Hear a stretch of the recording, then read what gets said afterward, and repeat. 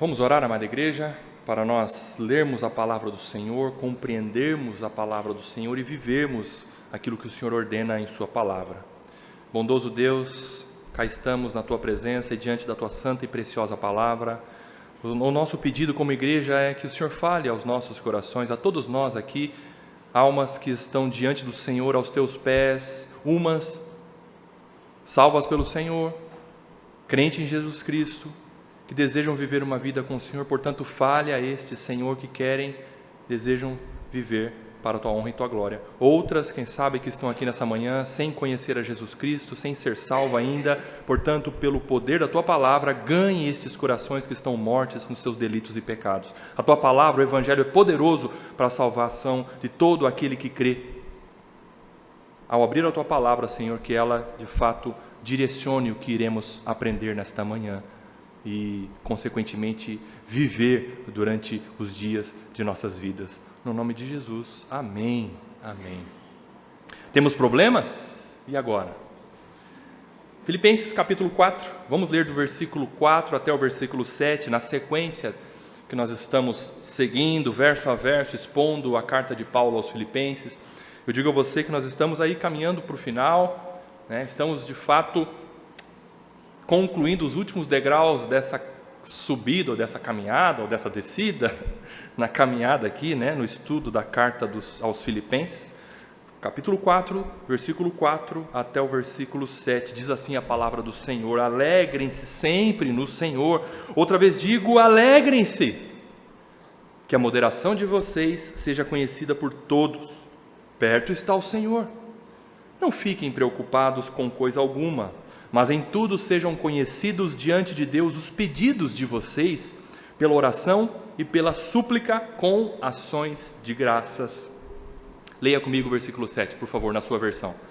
E a paz de Deus, que excede todo o entendimento, guardará o coração e a mente de vocês em Cristo Jesus. Amada igreja, relembrando o ponto central aqui, que nós vimos na última pregação, no capítulo 4, do versículo 2, no versículo 2 e no versículo 3, a palavra de Deus nos mostrou que mesmo sendo uma igreja exemplar em inúmeros aspectos, como nós vimos, a igreja dos Filipenses, ela tinha problemas. Por quê?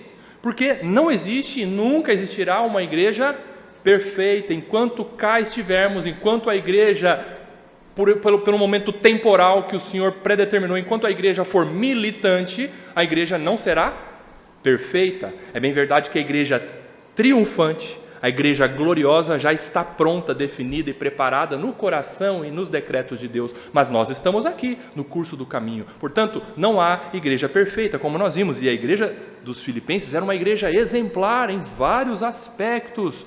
Mas por que aquela igreja lá, né, a ICF, a Igreja Cristã em Filipos, e a ICCG, a Igreja Cristã em Campo Grande, não é perfeita? Porque o que compõe a igreja? Pecadores. Pecadores estão na igreja. Pecadores compõem o corpo de Cristo. Portanto, a igreja de Cristo é imperfeita, não por causa de Cristo, obviamente, mas porque somos membros desse corpo e nós somos imperfeitos e pecadores. A natureza humana, ela é imperfeita e pecaminosa, e ela é a causa fundamental dos conflitos. O pecado é a causa fundamental dos conflitos. Lê do engano alguém achar que dentro da igreja não há problema. Ah, não, dentro da igreja só tem gente boa, santíssima, né? Da porta para dentro não há conflito, não há mau pensamento, um olha para o outro, a irmã elogia o vestido da outra, é uma beleza. Não, dentro da igreja também tem conflito. E por quê? Porque o coração pecaminoso é fonte de conflito. Jesus já deixou isso bem claro. É do coração que procedem todos os maus desígnios, dentro e fora da igreja. Muito bem. Onde tem pecadores, tem problemas. Logo, havia problemas na igreja dos Filipenses, e como nós vimos, um dos problemas notórios lá era especificamente a discórdia entre duas irmãs. E o apóstolo Paulo, ele direciona a sua escrita no versículo 2 e no versículo 3 do capítulo 4, com 3 objetivos em mente, como nós vimos. O primeiro objetivo foi identificar o problema, o segundo objetivo foi tratar o problema, e o terceiro objetivo foi evitar, ou ele ensinou como evitar aquele, ou tantos outros tipos de problema. Foi o que nós vimos no último sermão. Fato é, irmãos, que todos nós passamos por problemas, sejam fruto de pecados ou decisões erradas que tomamos, concorda comigo ou não? Muitas vezes nós estamos passando por problemas hoje porque ontem nós tomamos decisões erradas, decisões muitas vezes pecaminosas, e nós colhemos frutos dessas decisões pecaminosas erradas. Nós nos envolvemos em problemas porque nós mesmos decidimos e fizemos coisas erradas, pecaminosas. Problemas também surgem decorrentes da providência soberana de Deus, não por causa de pecado. E essa providência soberana de Deus que permite e manda problemas para nós, é justamente para moldar e lapidar o nosso caráter, para nos fazermos sofrer com dor, com tribulação. E eu vou dizer para você, se pastores da teologia triunfalista por aí me ouvirem falando isso, eles vão me excomungar e falar, herege. Não, crente não passa por problema. Não, crente, como dor, sofrimento, choro, doença? Não, repreende, pastor. Não.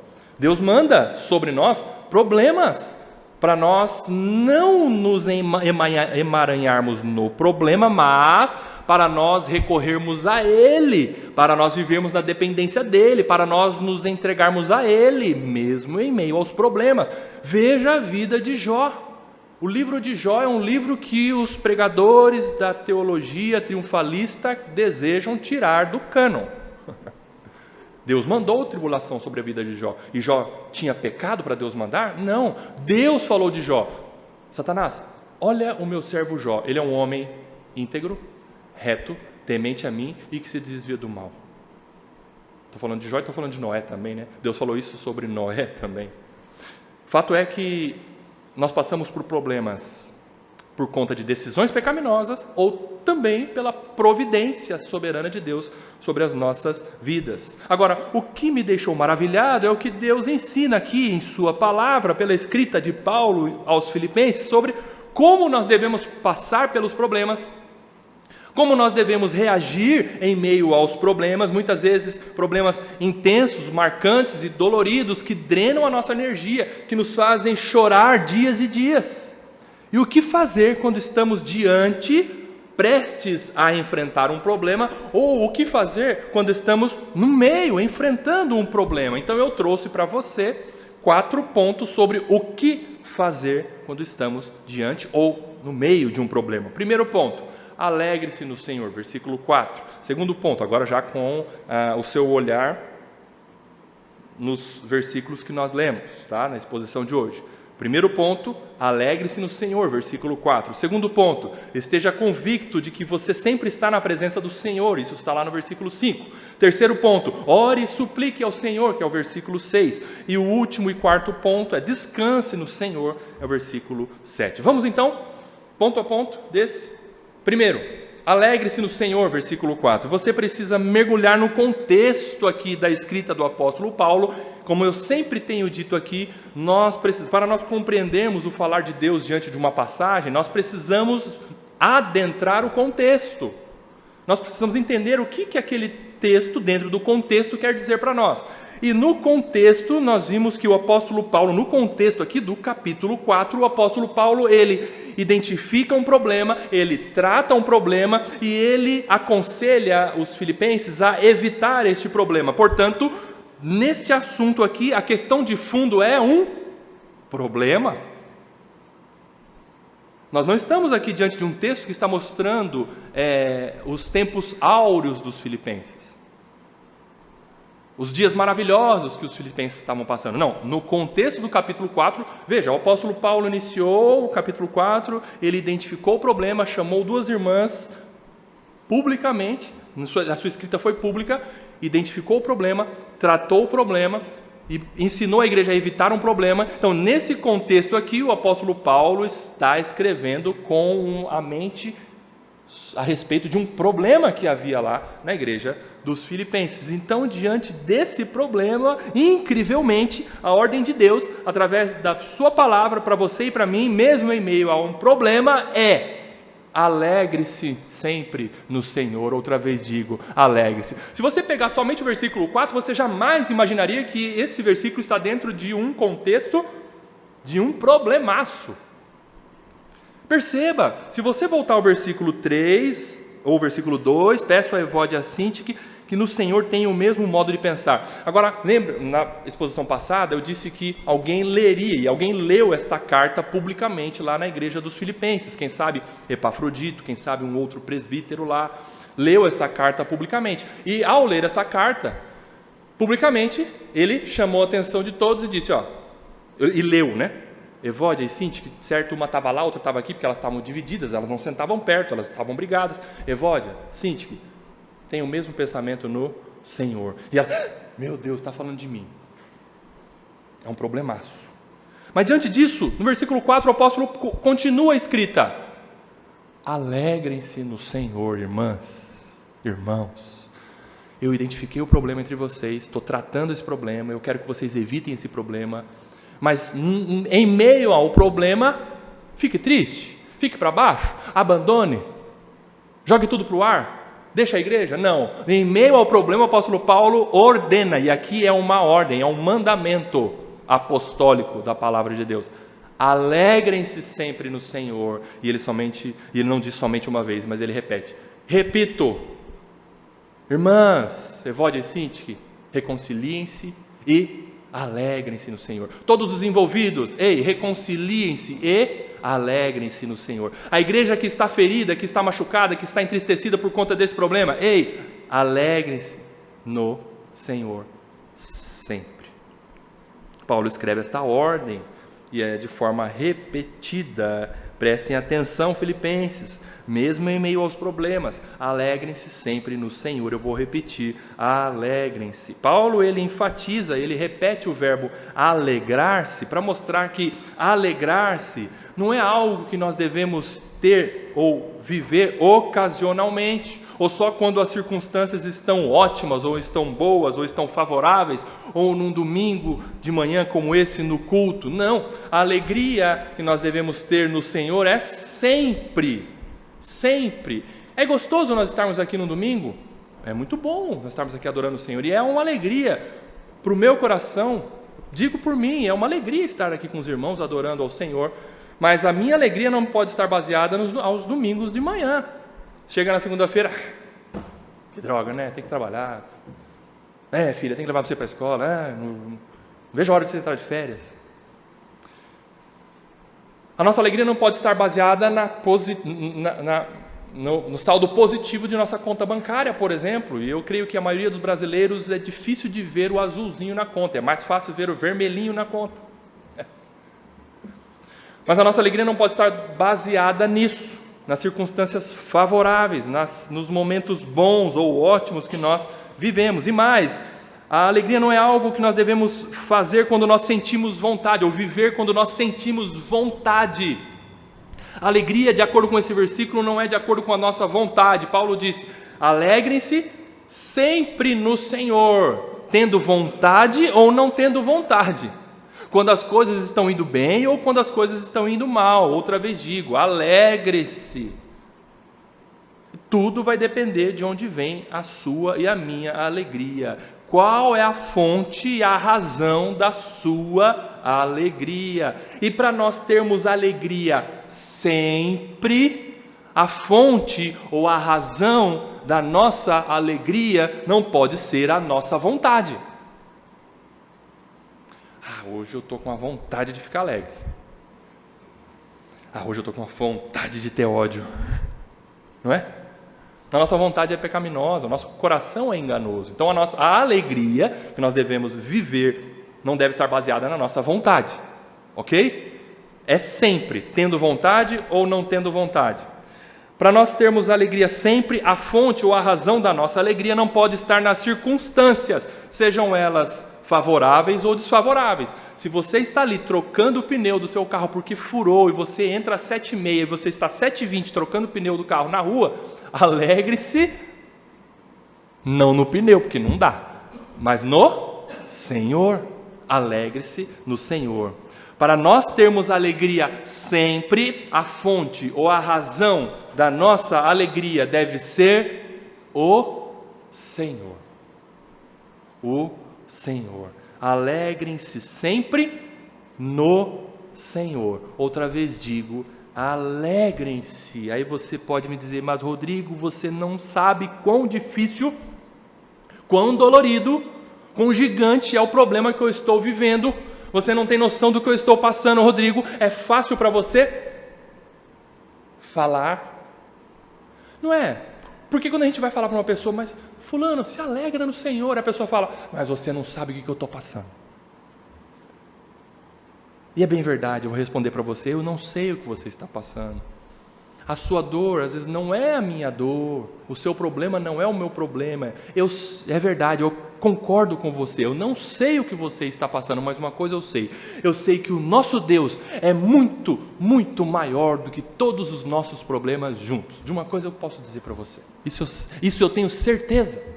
E eu digo para você, o nosso Senhor é maior do que todos os nossos problemas. Meu irmão, minha irmã, você sempre poderá se alegrar no Senhor, você sempre poderá se alegrar na grandeza do Senhor, você sempre poderá se alegrar na misericórdia e na graça do Senhor. Meu irmão, minha irmã, você sempre poderá se alegrar no amor e na bondade do Senhor. Alegre-se nos atributos do seu Deus. Aliás, você tem conhecido o seu Deus? Porque se você conhece pouco Deus, pouco você vai se alegrar com Ele. Agora, se você tem conhecido o seu Deus grande, Ele é a fonte da sua alegria. E se Ele é grande, você vai se alegrar. Você vai se alegrar. Igual aquele menininho, né? Que quando ele estava lá no aeroporto, e ele queria ver o avião, e aí ele estava com o vovô dele, e aí o avião estava lá em cima no céu, e aí o menininho olhou para o vô e falou, vô, aquele lá é um avião, está longe. Aí o vô falou, é um avião. O que ele é para você? É pequenininho, está longe. Nossa, ele é menor do que eu, vô. Tá. Aí de repente pousa um baita de um Boeing 737, e aí ele taxia bem na frente ali dos dois, e aquele Boeing gigante na frente do vô e do neto. E aí o vô pergunta para o neto, e aí meu neto, como que é esse avião para você? Vô, esse avião é gigante, ele é grande demais, olha o tamanho da roda dele, a roda dele é maior do que eu, vô. Nossa, vô, esse avião é gigante. Aí o vô falou, é verdade, filho, assim é Deus para nós. Quando nós estamos longe de Deus, Deus é pequenininho para nós, e Ele, não serve para nada para nós. Agora, meu neto, quando nós estamos pertinho de Deus, Deus é gigante, Deus é grande. É isso que nós estamos aprendendo aqui. A nossa alegria está ligada ao contentamento. Essa passagem, e esse termo especificamente, diz respeito a um contentamento, a uma satisfação. O que Paulo está ensinando aqui é um estado perene, é um estado contínuo da alma, que tem como fonte o Senhor. A satisfação nossa e o contentamento nosso no Senhor. Se nós estamos satisfeitos nesse Deus grande, amoroso, misericordioso, alegre que é o nosso Deus, nossa alegria vai ser um refluxo do fluxo dessa alegria que Deus nos dá.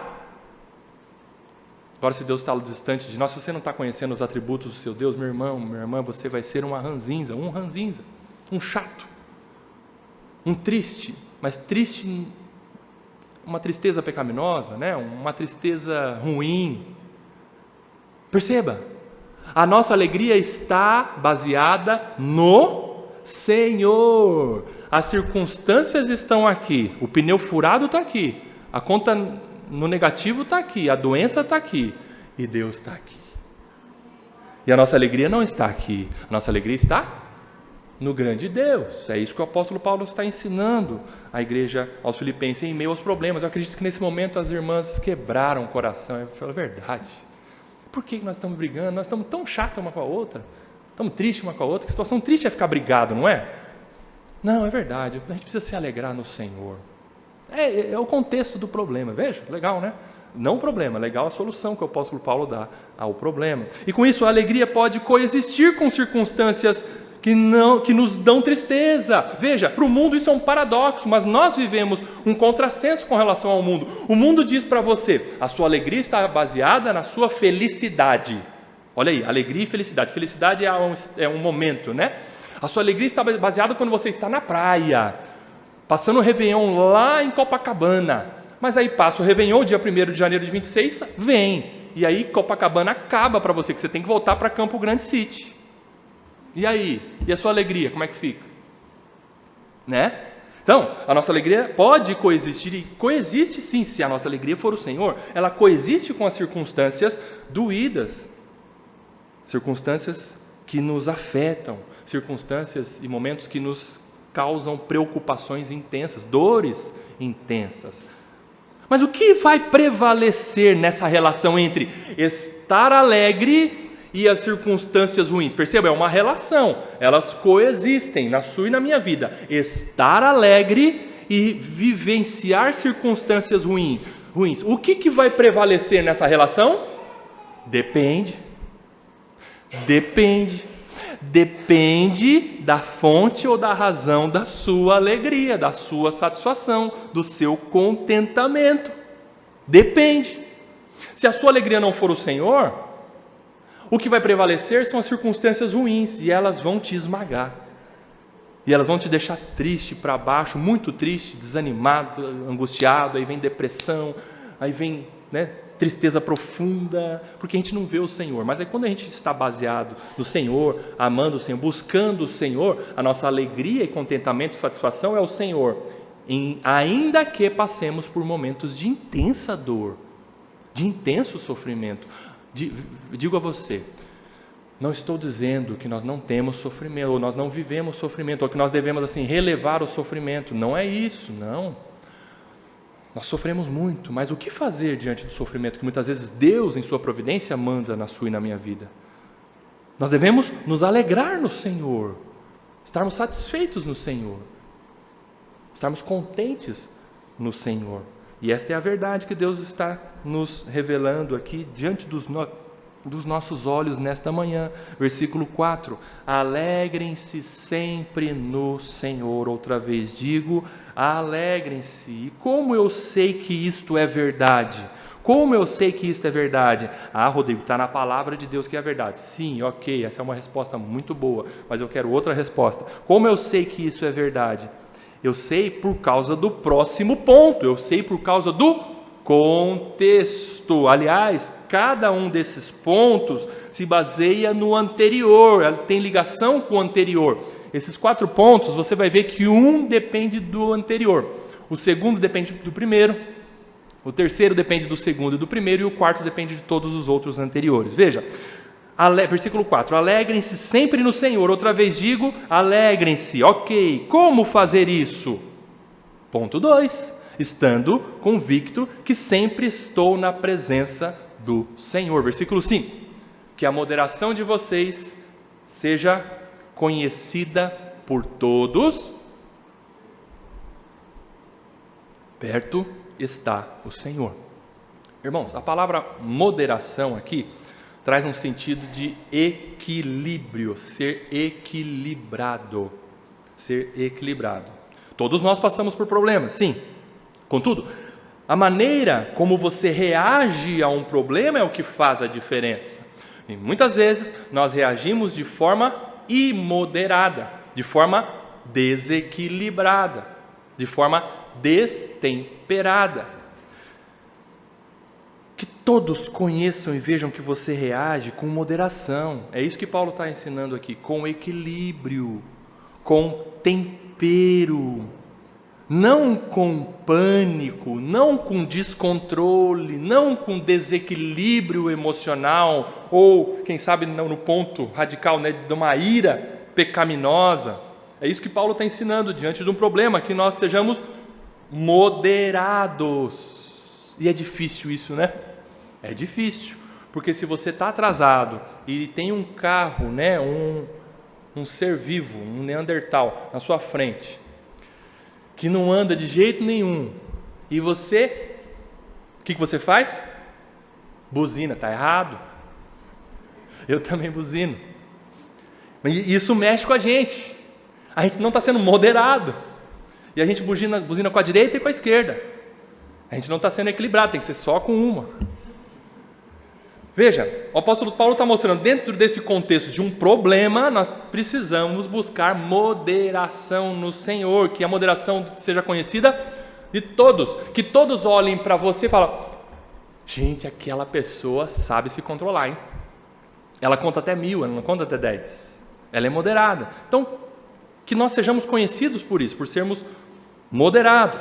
E vejam que isto está totalmente ligado ao ponto anterior. Veja, sendo o Senhor sempre a fonte, ou seja, a razão da sua alegria, o Senhor é a razão da sua alegria, é a fonte da sua alegria, você está se alegrando no Senhor, então você reagirá de forma moderada ao enfrentar um problema, e as pessoas vão olhar para você e vão ficar intrigadas, vão ficar impressionadas com a sua maneira moderada, com a sua maneira temperada, equilibrada de reagir em meio aos problemas. Por quê? Porque a sua alegria está ancorada no Senhor, o seu contentamento está ancorado no Senhor, você está satisfeito em Deus. E você então vai conseguir reagir de forma equilibrada. Agora, por que você vai reagir assim?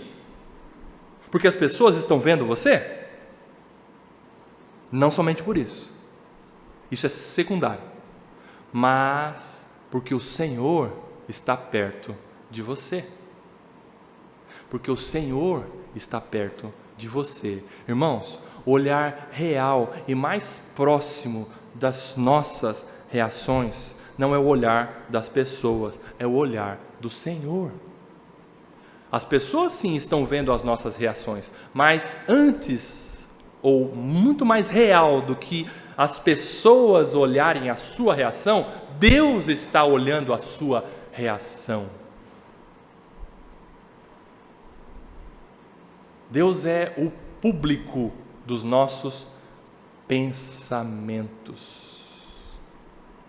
Deus está vendo como nós estamos reagindo. Por isso, a palavra perto aqui, usada por Paulo, ela denota a presença real de Deus em nossas vidas. Alguns entendem que esse trechinho foi uma escrita escatológica de Paulo, dizendo: perto está o Senhor, ou seja, Ele está para voltar. Mas outros tantos teólogos, intérpretes dessa passagem, e a maioria, eu digo, que interpretam como eu segui aqui, eu sigo esses que interpretam que não é uma escrita escatológica, mas de fato é uma escrita de uma presença real de Deus conosco. Deus está conosco, a presença real de Deus em nossas vidas. Perto está o Senhor. Perto está o Senhor. A gente canta aquela canção linda, né? Que Deus está aqui, Deus está aqui, tão certo como o ar que eu respiro, tão certo como a manhã que se levanta, tão certo como eu te falo e podes me ouvir. Mais real do que, faz assim, ó, mais real do que esse ar que você está respirando é a presença de Deus, aqui, agora, com você, em você.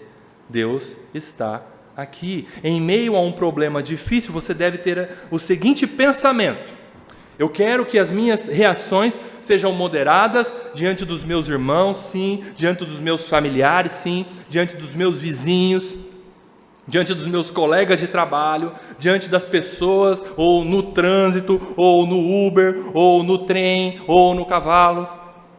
Em qualquer lugar, eu quero que as pessoas vejam que as minhas reações são moderadas, porque eu estou convicto que o Senhor está perto de mim, o Senhor está vendo as minhas reações. Deus nunca se afasta de mim e Ele nunca me afastou dele. Nós vivemos sempre na presença do Senhor. E alguns pastores, em determinados momentos de culto, falam assim, ó, agora venha e entre na presença do Senhor. A pergunta que dá para ser feita é: aonde que você estava? Onde você estava até agora? Nós vivemos na presença do Senhor. Efésios capítulo 1. O apóstolo Paulo mostra que nós devemos ser santos e irrepreensíveis aonde? Dentro da igreja? Santos e irrepreensíveis na presença de Deus. Nós vivemos na presença de Deus. Leia comigo o Salmo 73, versículo 28. Salmo 73, versículo 28. Olha só que lindo o finalzinho do Salmo 73, último versículo, né? Salmo 73, versículo 28. Acharam aí? Quanto a mim, olha que lindo, quanto a mim, eu declaro para quem possa interessar, quanto a mim, bom é estar perto de Deus. Que lindo isso, né? Que lindo isso, porque muitos não querem estar perto de Deus. Às vezes por culpa, às vezes por pecado, às vezes porque não querem uma vida transformada, às vezes porque querem guardar pecados de estimação, então não querem estar muito perto de Deus, porque a presença de Deus causa pânico, terror. Mas nós queremos viver uma vida para agradar o Senhor, amém? Para viver em santidade diante dEle, amém? Limpos diante de Deus, e quando pecamos nós devemos buscar arrependimento, amém? Por quê? Porque estar na presença do Senhor é bom. O Senhor não é aquele pai que quando ele chega em casa, os filhos ficam com medo. E o pai chegou, silêncio, guarda as coisas, meu Deus, o pai está aí. Aí quando o pai faz assim para fazer alguma coisa, os filhos ficam com medo. Eu acho que o pai vai bater. Nosso Deus é um Deus de amor, e quando a gente chega perto dele é bom estar com ele, nós queremos estar na presença dele, viver com ele, porque ele é bondoso, ele é amoroso, ele cuida de nós. É bom estar na presença do Senhor, é o que o salmista escreveu aqui, Asaf. Faço do Senhor Deus o meu refúgio para proclamar todas as suas obras. Veja, por que você então tem a convicção de que o Senhor está com você, perto de você? Porque Ele é a sua segurança.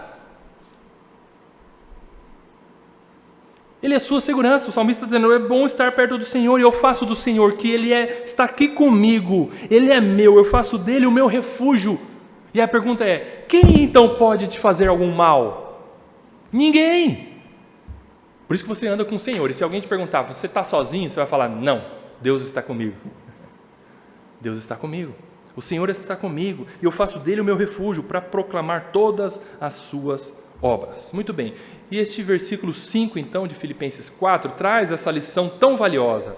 Em vez de nos concentrarmos assim, de forma desesperada no problema, nas circunstâncias ruins, nas pessoas que nos rodeiam e que nos fazem mal, nós devemos concentrar na certeza de que Deus está conosco e que Ele vai me capacitar a lidar com os problemas da melhor maneira dEle. Se Deus está com você, Ele é o seu conselheiro. De repente você está diante de um problema e fala, Senhor, o que eu faço? Ele está com você. Ele vai te dar a resposta. Ele vai te dar a saída, à maneira dele, não à nossa maneira. E muitas vezes nós tendemos a fazer exatamente o oposto. O oposto. Nós deixamos Deus de lado quando nós mais precisamos dele, e nós corremos para tentar resolver os nossos problemas à nossa maneira, com as nossas forças, com as nossas táticas. Já manda mensagem para o gerente, fala, gerente, faz uma simulação aí de um empréstimo, porque eu estou precisando de dinheiro. Você nem orou ao Senhor.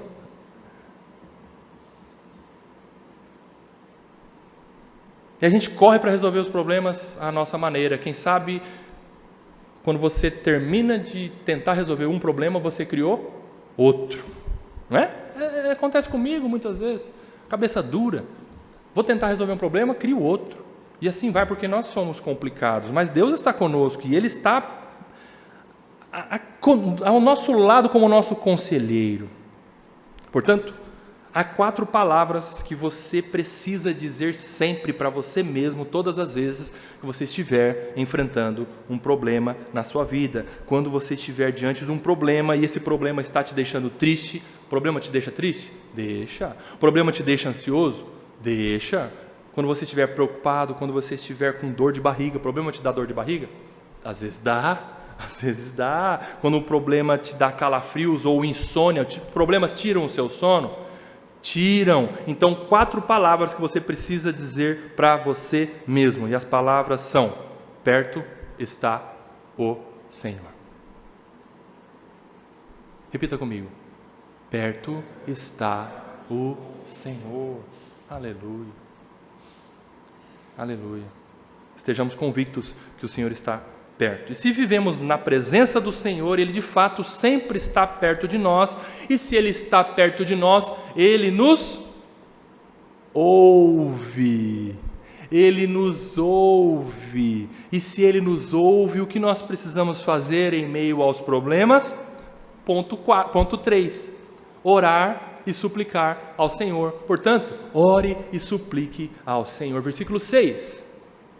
Perto está o Senhor, no versículo 5, certo? Agora vai para o 6.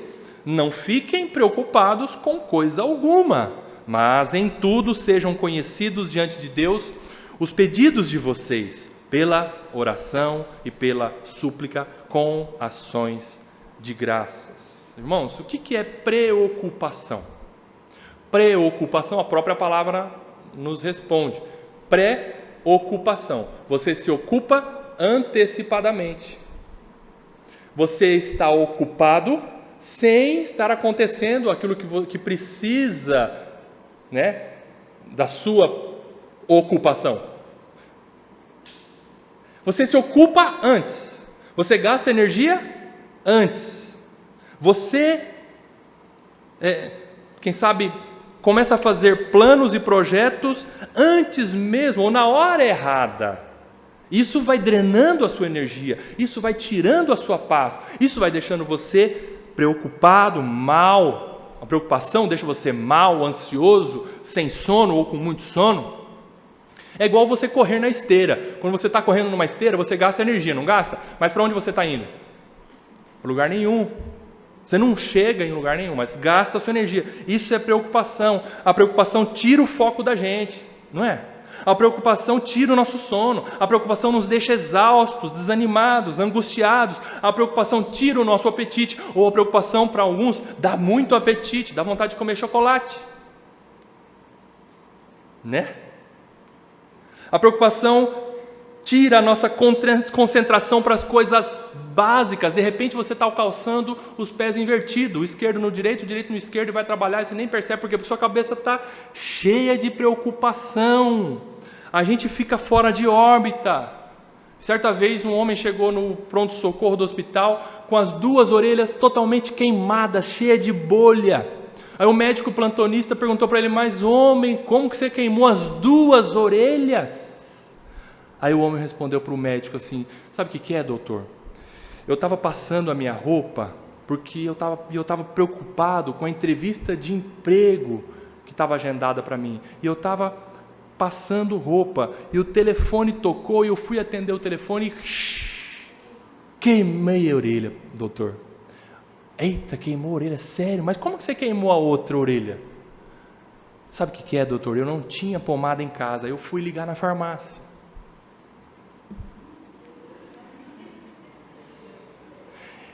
E ele estava super preocupado. Veja como a palavra de Deus é muito clara. Não fiquem preocupados com coisa alguma. Quando uma pessoa, ou algum irmão, ou alguma irmã chega para você, ou chega para mim e fala: para de se preocupar com isso, não fica preocupado com isso, você não se irrita às vezes? Por dentro você dá aquele sorrisinho amarelo, né, de crente, mas por dentro fala: o que você está falando para não me preocupar? Claro que eu vou me preocupar. Problemaço desse que eu estou passando, como assim? Quem que é ele para falar para eu não me preocupar? A gente se irrita com uma fala como essa. O abençoado chega e, se você, né, respondesse para ele assim: é claro que eu não quero me preocupar. Quem que deseja se preocupar? Quem que escolhe, levanta de manhã e fala: hoje eu vou me preocupar. Estou a fim de uma preocupação. Não, acho que não. Mas esta fala não é uma fala de uma pessoa comum, de um para o outro, não é uma fala do Rodrigo como se fosse uma experiência minha para vocês, dizendo: não se preocupem com nada. Não, esta fala é uma fala exatamente de Deus. E a fala de Deus é: você está preocupado? Para com isso. Não fique preocupado. Não fique preocupado. É Deus falando comigo e com você. Leia comigo o versículo 6 aí de novo. Não fiquem preocupados com coisa alguma. Com coisa alguma. Você ouviu Deus falando com você? Sim, é a palavra de Deus falando. É Deus falando, tá? Augusto Nicodemos fala: se você quer ouvir a voz de Deus, leia a Bíblia. Se você quer ouvir a voz de Deus audivelmente, assim, né, de forma que entre no seu coração, leia a Bíblia em voz alta. Deus falando com você nesta manhã: não fique preocupado com nada. Mas como fazer isso, Rodrigo? Como viver sem se preocupar com nada? Irmãos, esse versículo pode ser bem entendido, voltando lá, estou aqui em Salmo 73, voltando lá para Filipenses. Esse versículo pode ser bem entendido quando nós fazemos uma analogia de estar segurando pesos com as duas mãos. E aí eu vou falar para você assim: não fique segurando e carregando esses pesos com as duas mãos, solte esses pesos no Senhor. Solte os pesos no Senhor, entenderam? Agora vamos lá, não fiquem segurando e carregando preocupações com as suas mãos, mas solte as preocupações no Senhor. Você crê, você tem convicção de que Deus está perto de você, sim ou não? Sim. Então ele fala no seu ouvido: dê as suas preocupações a mim. Dê as suas preocupações a mim. E as estatísticas mostram que 100% dos problemas que Deus pega para resolver, Ele resolve. Você crê nessa estatística? Dê os seus problemas a mim. Sosseguem, eu estou no barco. Como que a gente então vai entregar, deixar, soltar as nossas preocupações para Deus, nas mãos de Deus? Através da oração e da súplica. E como nós negligenciamos a oração. Eu digo por mim, que nem eu disse, aparece um problema, primeiro vou ver se o médico tem agenda, antes de eu orar. Ore ao Senhor, suplique ao Senhor. Continue o versículo 6 aí, ó. Não fique preocupados com coisa alguma, mas em tudo, em todas as situações, em tudo, tudo é tudo. Em tudo, sejam conhecidos diante de Deus os pedidos de vocês. Peça a Deus: Deus, me livre, Senhor, me ajude a trocar esse pneu. Me dê força, Senhor. Me ajude nessa tempestade, eu estou enfrentando aqui uma chuva forte. Pai, me dê sobriedade, me livre de acidentes, Senhor, eu estou com um problema. Então como você vai fazer? Você vai pedir ao Senhor pela oração. E o que é a oração? A oração é falar com Deus. Se Deus está perto de você, Ele não está ali do seu lado como se fosse um segurança. Porque os seguranças de autoridades, por exemplo, eles são treinados muitas vezes a não conversar com a autoridade que eles estão ali, né? Cuidando da segurança. Mas Deus não é o segurança, Deus é nosso amigo, nosso Pai, Ele está aqui do nosso lado. Então fale com Ele, pela oração e pela súplica. O que é a súplica? A súplica é uma oração com intensidade, com uma entrega total. Com uma entrega total. É diferente, por exemplo, você orar ao Senhor: Senhor, me dê, Senhor, condições de limpar essa casa, Senhor. É uma oração, você está pedindo a Ele, né? Você não está tendo condições, então, Senhor, me dê condições de limpar essa casa. É uma oração. Mas a súplica, por exemplo, é: Senhor, o diagnóstico foi positivo para câncer, Senhor. Tem misericórdia de mim. Por favor, Senhor. Não me deixe sofrer muito. Isso é súplica. Súplica é socorro. Súplica é um pedido de uma entrega realmente. Então o apóstolo Paulo está mostrando, diante de um problema, ore, suplique, mas não fique somente no pedido, com ações de graças. Porque muitas vezes nós pedimos, não é? E Deus nos livra dos nossos problemas, nos concede graça e por misericórdia Ele nos permite passar pelos problemas. E aí quando passa com o problema, Deus está lá de braços cruzados esperando você agradecer. Do seu lado, perto de você. Ele fala: ei filho, te livrei do problema, né? Agradece.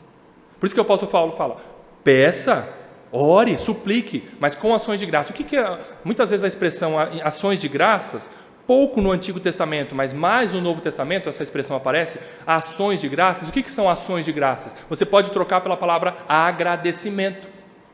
Nos Estados Unidos há um feriado nacional, que é o Dia de Ações de Graça. As famílias, obviamente, as cristãs, né, tanto de espectro protestante, os católicos também lá, eles se dedicam ao dia de ações de graça. O que é? Um jantar de agradecimento ao Senhor. Portanto, o apóstolo Paulo está mostrando aqui assim, ó, peça, suplique, ore, mas agradeça. Agradeça. Mas agradeça porque o problema foi resolvido? Às vezes não.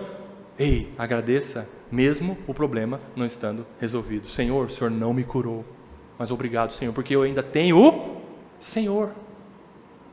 Porque a sua alegria não está baseada na cura da doença. A sua alegria está baseada... Veja os pontos anteriores. A sua alegria está firmada no Senhor. Obrigado, Senhor, porque o Senhor não permitiu aquilo que eu pedi ao Senhor. Mas eu tenho o Senhor. O Senhor vai me dar graça de passar por esse problema.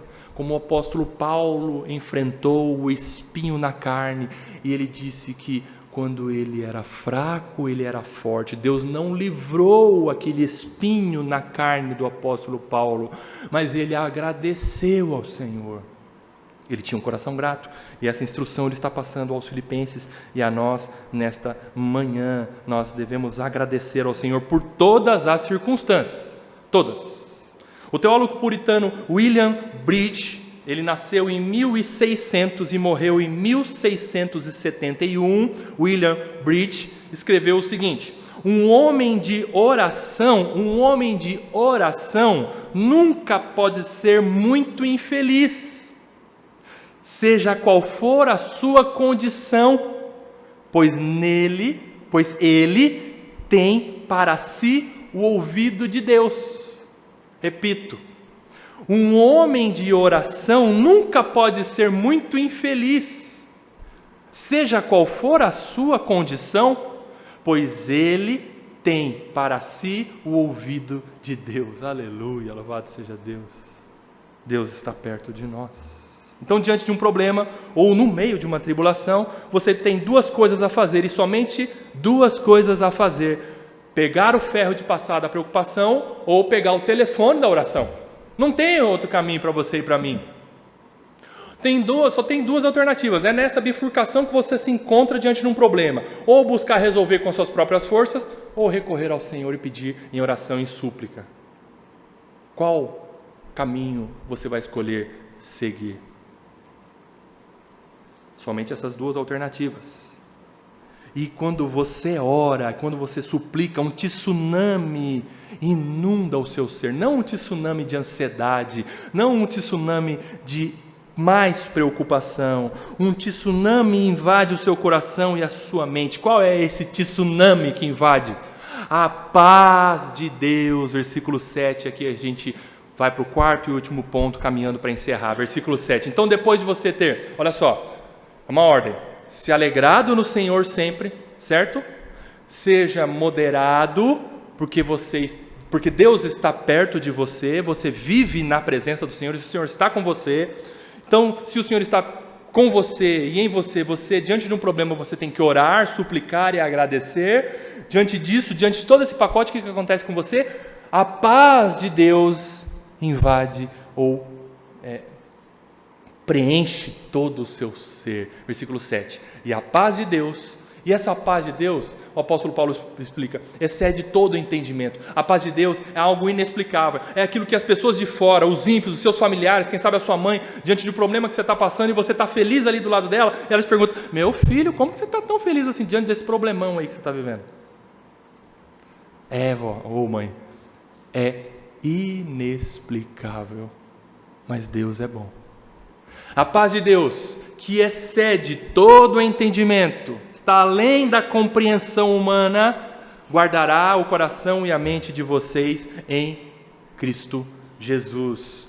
Mas paz não é ausência de problema. Paz não é ausência de tribulação. Ser alcançado pela paz de Deus não é viver sem problemas, ou sem dificuldades, ou sem tribulações. Nós temos paz com Deus, ainda que passemos por tribulações. É a paz que o teólogo presbiteriano, o fundador, quem sabe, do presbiterianismo, Ashbel Green Simonton, ele experimentou uma paz. Ele morreu com 34 anos e certa vez ele disse: amanhã, quando eu acordar, Deus estará comigo. Se caso eu não acordar, eu estarei com Ele.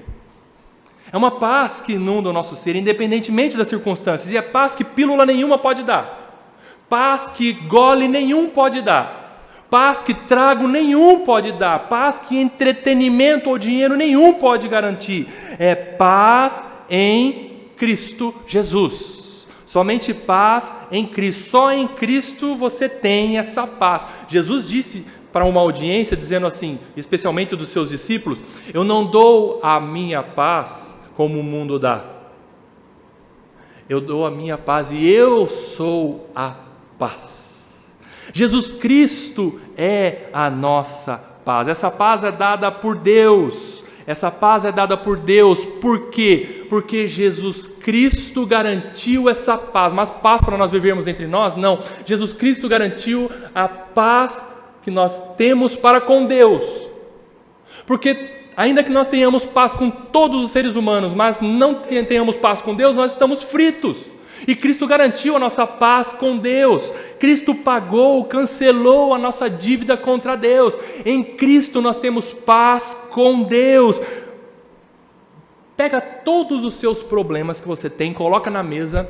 Qual é o mais grave? Qual é o mais prejudicial a você? O pecado. Ou o pecado não é um problema para você? O pecado é o maior dos problemas que nós temos. É o maior dos problemas que nós temos. O pecado. Ele é o problema mais danoso. Ele nos afasta de Deus. Ele nos torna inimigos de Deus. E como que nós conseguimos resolver o problema do pecado? A resposta: nós não conseguimos por nós mesmos. Quem que resolveu o nosso problema do pecado contra Deus? Jesus Cristo. Em Cristo Jesus nós temos paz com Deus. Nós de inimigos passamos a ser filhos de Deus. Cristo Jesus já resolveu o maior problema que nós temos, o problema do pecado. E você confia que Jesus Cristo resolveu o seu problema dos pecados contra Deus e que agora você foi perdoado, declarado justo diante de Deus porque pelo que Cristo fez? Você confia nisso? Sim, isso é fé. Isso é fé. Você, pela fé, confia no que Cristo fez na cruz. E agora você tem paz com Deus pelo que Cristo fez na cruz, certo? Amém. Leia comigo Romanos 5:1. Estou caminhando para o final. Romanos 5:1.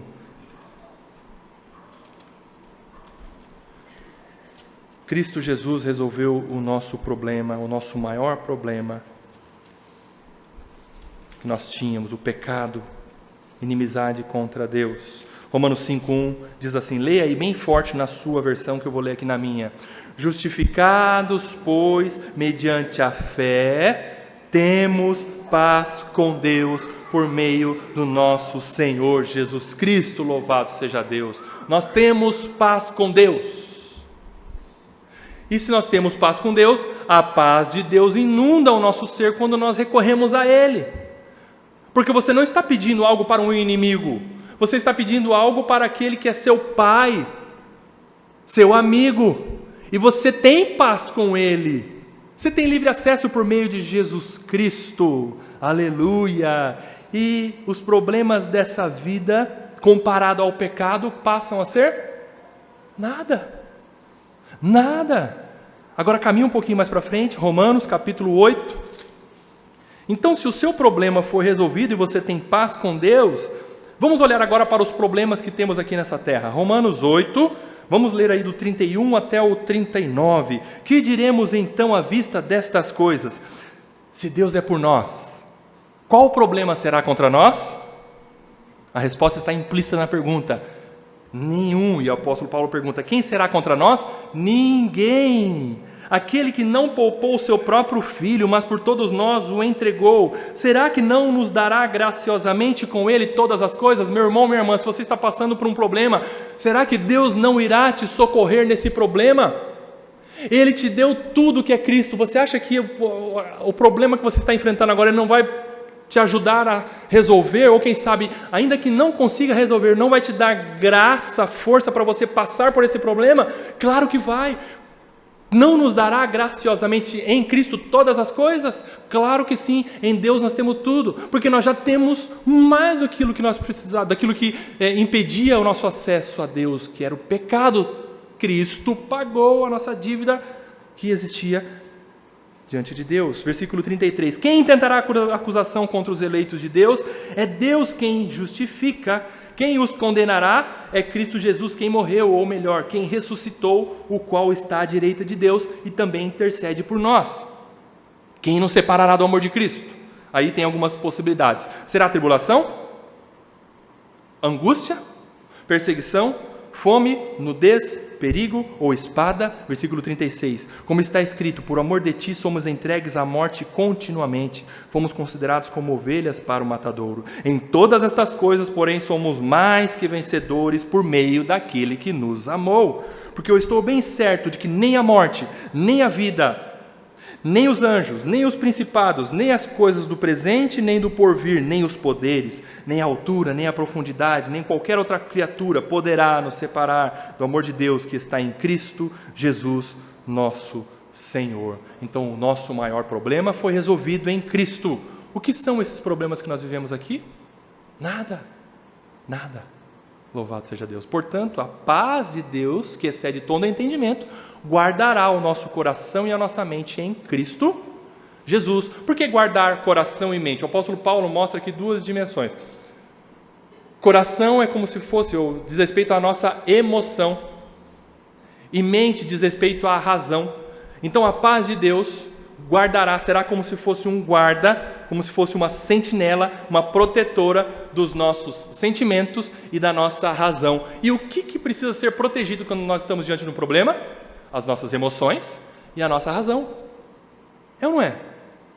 Porque se as nossas emoções e a nossa razão estiverem sendo guiadas por nós mesmos, nós estamos perdidos. É isso que o texto está mostrando. Em Cristo Jesus, nossos corações, nossas emoções e as nossas mentes, as nossas razões estão guardados, protegidos. Eu concluo então perguntando para você: você tem problema? Sim. Você tem muitos problemas. É verdade. Nós temos muitos problemas. Mas diante dos problemas, nós não podemos concluir de outra forma senão lendo esses versículos que nós acabamos de estudar, para que esses 4 pontos ganhem os nossos corações. Acima de tudo, a palavra de Deus ganhe os nossos corações e as nossas mentes, para nós enfrentarmos os problemas baseados no que o Senhor Jesus, no que Deus nos orientou por sua palavra, pelo que Cristo já fez por nós. Filipenses 4, vamos lá, versículo 4 diz assim: alegrem-se sempre no Senhor. Outra vez digo, alegrem-se. Versículo 5, que a moderação de vocês seja conhecida por todos, perto está o Senhor. Versículo 6, não fiquem preocupados com coisa alguma, mas em tudo sejam conhecidos diante de Deus os pedidos de vocês pela oração e pela súplica, com ações de graças. Versículo 7, e a paz de Deus, que excede todo entendimento, guardará o coração e a mente de vocês em Cristo Jesus. Amém. Nosso amado Senhor, que a Tua Palavra de fato ganhe os nossos corações e nos convença de nós, diante de um problema, ao vivermos um problema, Senhor, que nós obedeçamos a Tua Palavra, cumprindo todas essas exigências aqui de Filipenses 4, de 4 a 7. Senhor, nos dê graça a fazer isso, Pai. Não nos deixe confiar em nós mesmos, mas nós confiamos no Senhor que está conosco. No nome de Jesus oramos. Amém.